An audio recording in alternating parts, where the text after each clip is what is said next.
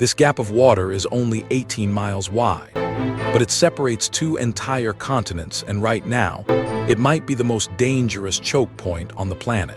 60,000 years ago, when sea levels were lower, humans may have walked across this exact spot, out of Africa into the rest of the world. Today, engineers want to build something that's never existed before, a fixed link between Africa and Arabia, costing anywhere from $10 billion to over $200 billion. One version is a soaring bridge higher than the Eiffel Tower. Another is a hidden tunnel, buried deep beneath one of the busiest and most contested waterways on Earth. But this strait carries a tenth of the world's oil. We control these waters now. No one passes without our permission. And right now, a militia holds real power to shut it down entirely. This is the $50 billion question. Can anyone actually build here?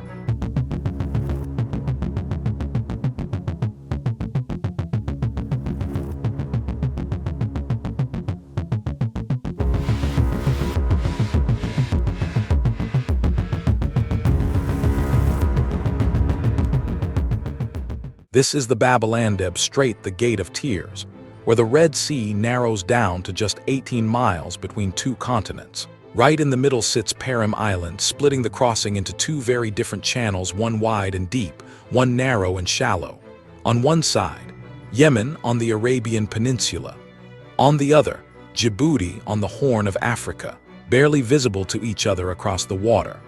People have crossed and fought over this strait for thousands of years. It's been a hub of trade, migration, and conflict since long before recorded history. Some researchers believe this exact location is where early humans first crossed out of Africa, roughly 60,000 years ago, when lower sea levels made the passage far easier. Today, Djibouti's port bristles with cranes and container ships, hosting naval vessels from multiple foreign powers, all sharing the same small stretch of coastline. Further north, this same waterway feeds directly into the Suez Canal, one of the most important shipping shortcuts on Earth. In 2008, a Dubai-based development firm announced something audacious: the first ever fixed link between Africa and Arabia. The concept, the Bridge of the Horns, envisioned twin brand new cities, connected by what would have been the longest suspension bridge on the planet. Cost estimates varied wildly, even at the time, anywhere from $10 billion for the bridge alone to over $200 billion for the complete vision. By 2010, the project had quietly stalled. No ground was ever broken. For the next 15 years, the strait sat exactly as it always had, untouched, unbuilt, unresolved. Then, in 2025, the idea resurfaced, sleeker, more ambitious, with two new cities of light now planned on either shore. The new bridge concept called for pylons rising 400 meters above the water, taller than almost any structure most people will ever stand beneath. And yet, as of today, the water remains completely empty. No cranes, no construction. Just the same question that's been asked for over a decade. Can anyone actually build this? To understand why, you have to go beneath the surface first. The Western Channel, the one deep enough for real shipping, drops to nearly 650 feet, almost 200 meters in places. The Eastern Channel, by contrast, is barely 2 miles wide and far shallower, meaning any crossing has to solve two completely different engineering problems at once. A bridge here would need underwater foundations sunk deeper than almost any suspension bridge ever built. A tunnel would need to bore through seabed at a depth and distance that's never actually been attempted anywhere in the world. Making things harder, this stretch of coastline sits right at the edge of the Great Rift Valley, a place where the Earth's crust is actively pulling apart. It's not a dramatic, constant threat, but it's a factor engineers can't simply ignore when building something meant to last a century. Strong currents and seasonal winds funnel directly through this narrow gap, adding yet another layer of difficulty to any offshore construction work. And then there's the heat regularly climbing past 40 degrees Celsius, making construction conditions brutal for months at a time. For reference, Japan's Seikan Tunnel and the Channel Tunnel both offer real precedent for what's actually achievable underwater. Seikan reaches roughly 240 meters below the seabed at its deepest point. The channel tunnel sits around 75 meters beneath the seabed. This strait's open water alone is nearly 200 meters deep, putting any tunnel proposal firmly in record-breaking territory. A suspension bridge here would be an extraordinary piece of architecture, soaring cables, massive towers, visible for miles in every direction. A tunnel would be the opposite, hidden, enclosed, invisible from the surface entirely. And that difference, visible versus hidden, turns out to matter far more here than it would almost anywhere else on Earth. Long before any megaproject, ordinary fishing boats still cross this water every single day, dwarfed by just how much empty sea surrounds them.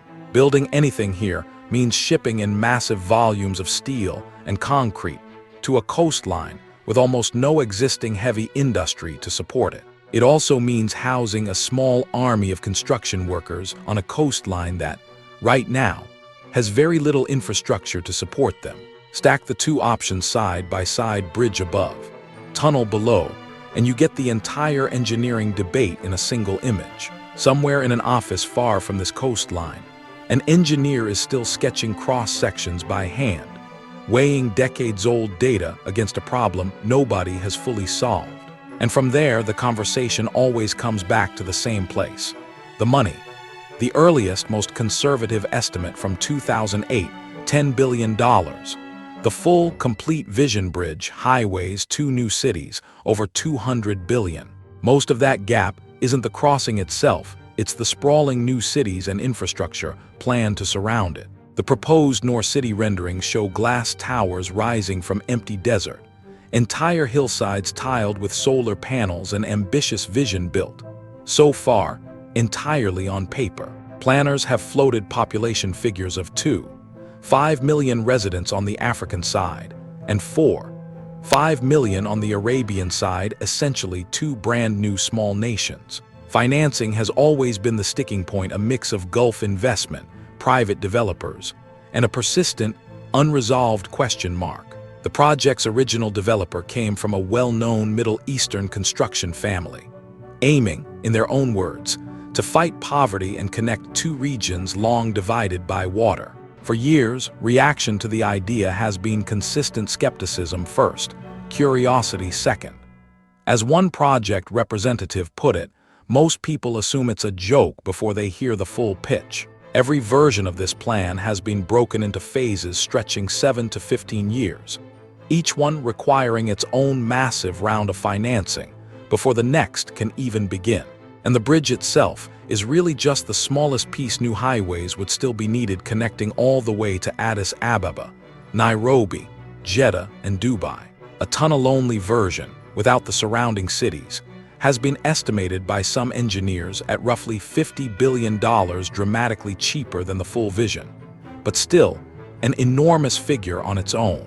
The case for burying it: a tunnel can't be struck by a missile, damaged by a storm surge, or used as a towering symbolic target the way a bridge inevitably would be.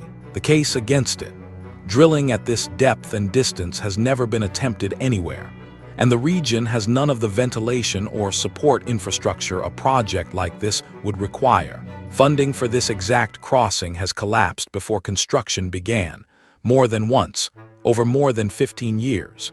Which brings us to the reason money alone hasn't been the only obstacle here. Right now, naval patrols move cautiously through this strait, lights on, clearly on alert. Roughly a tenth of the world's seaborne oil trade passes directly through this narrow gap. About a quarter of global container trade moves through it too, an extraordinary volume for a passage barely 18 miles wide. When threats spike, shipping companies don't just slow down, they reroute entirely, sending vessels all the way around the African continent instead. In 2026, a Houthi official publicly warned that the strait could be closed entirely, stating that no outside force would be able to reopen it. Shore-based missiles and drones, operated by Houthi forces along the Yemeni coastline, can reach across both channels of the strait. That threat has only grown more serious since the Strait of Hormuz, further northeast, became effectively disrupted amid the 2026 Iran war. Some tankers now simply hold position offshore, engines idling, unwilling to commit to the crossing at all. Insurance premiums for ships transiting this route have spiked sharply as a direct result. Djibouti alone now hosts military bases from multiple foreign powers: the United States, China, and several European nations, all within the same short stretch of coastline. None of this is new. Foreign militaries have contested influence over this exact strait since well before the Cold War. Adding to the complexity, Somaliland, along this same coastline, was formally recognized by Israel in December 2025, the first UN member state to do so. Saudi Arabia, the UAE, Iran, and Egypt all have distinct, sometimes conflicting interests in exactly how this strait is controlled. And through all of it, ordinary fishing communities along this coastline remain some of the poorest in the region, living directly beside one of the most contested waterways on Earth. Would you think anyone actually build a highly visible, multi-billion-dollar bridge directly through an active militia's missile range? A hidden tunnel, by contrast, offers no visible target at all. One practical argument in its favor that has nothing to do with construction cost. Rising insurance costs, rerouted shipping, and diplomatic tension all add up to a kind of cost that never appears on any engineering blueprint.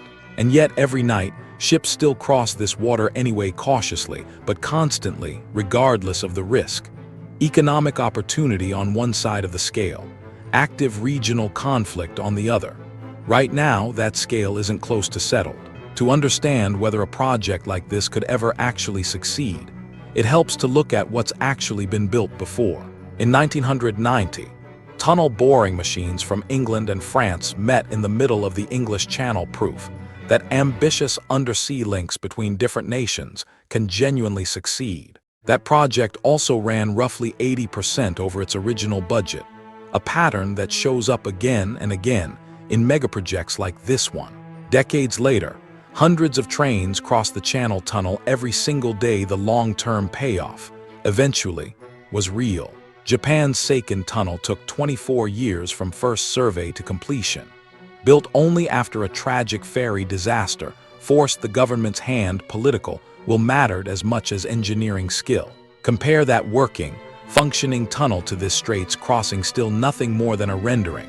Over 15 years after it was first proposed, history is full of ambitious crossings just like this one, proposed with genuine excitement and never built at all.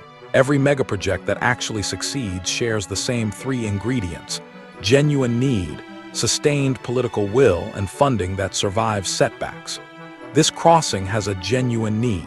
Its funding remains unresolved, and its political will flickers between real enthusiasm and total silence, depending on the year.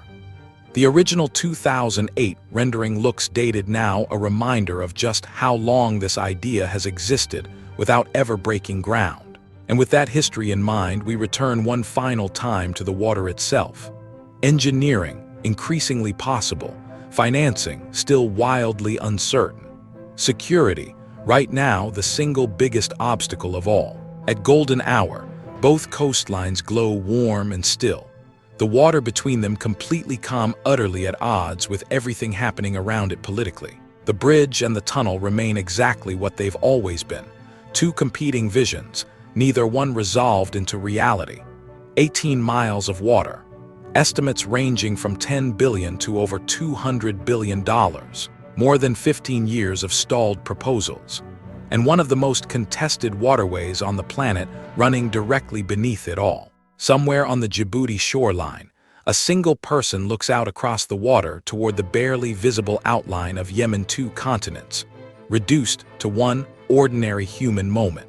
Pull back far enough, and that person disappears entirely into the vast, empty coastline surrounding them. The same ancient migration path that first carried humans across this water tens of thousands of years ago still runs beneath everything we've just discussed, the oldest crossing in human history, still unresolved in its modern form.